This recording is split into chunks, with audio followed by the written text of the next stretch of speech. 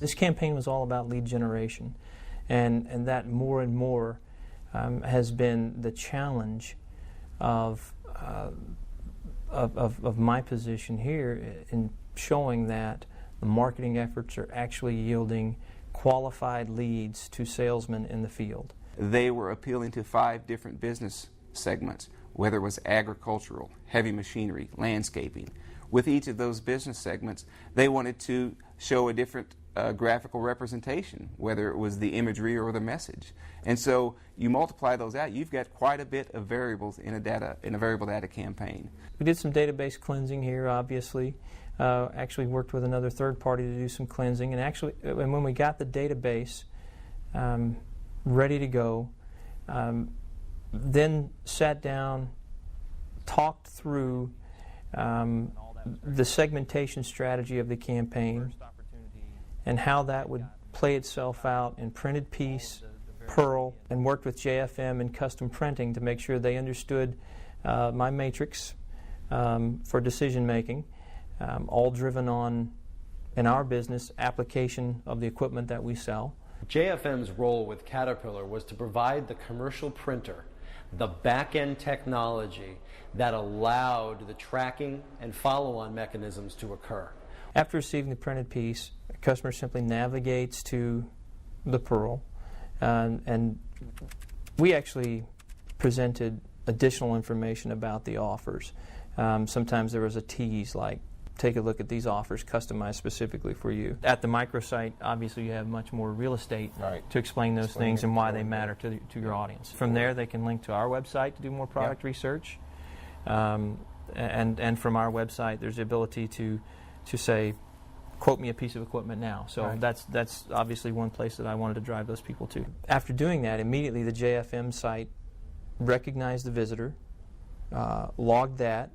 I could see logging into the site exactly the results of the campaign, how many people were going to the websites, exactly who were going to the Pearls. Caterpillar used their personalized landing pages to execute a survey to collect information on the buying cycle of their prospective customers. Here's my product preference, these are the machines that I use, or this is the equipment that I use every day. I'm in market to buy, I'm not in market to buy. It's going to let you know whether or not you're working with a person who should be a future prospect, whether you need to invest time in developing a relationship there, or whether or not there's an immediate opportunity that a salesman needs to go and chase to fruition right away. Prospects who pre-qualified themselves by indicating that they were in market in some time frame were contacted immediately.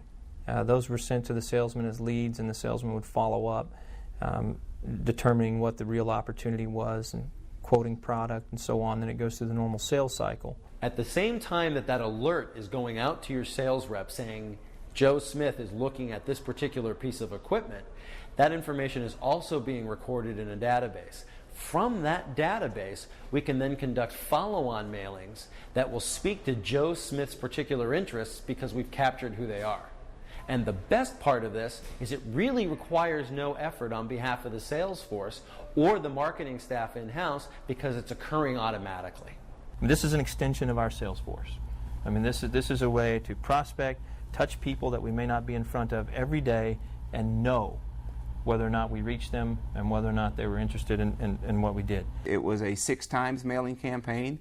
We did 3 mailings middle part of the year and then 3 the latter part of 2007. Each mailing was about 10,000 pieces, if I recall. We've learned that by touching prospects at multiple times, we can get in front of the right person at the right time.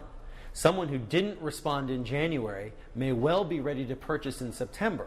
If we only had mailed them once, we'd have lost that response in September. We saw a 3-fold increase in measured response that we could actually track and prove. We could track the conversions all the way to the bottom line and see that we far exceeded our cost of the campaign. We picked one of the respondents at random. He had responded 3 times late April of 2007 and throughout May of 2007. And I said, let's look at this and see if, can you tell me, did he buy anything? And we looked, and it just so happened that on the mailing in May, the offer was a special interest rate that expired May 31st. This individual's last response was on May 30th. And I said, well, can we track that? And lo and behold, we did go into the sales side of their system and saw where he did purchase a piece of equipment, signed the agreement on May 31st. That was just one example, one of the responses I happened to pick at random. So I know it had to be a success for them. There were over 180 possible outcomes for this. That sounds complicated, but it really is very simple because variable data selected the right offer, the right copy, and the right art based on the database and simply presented that material to the client.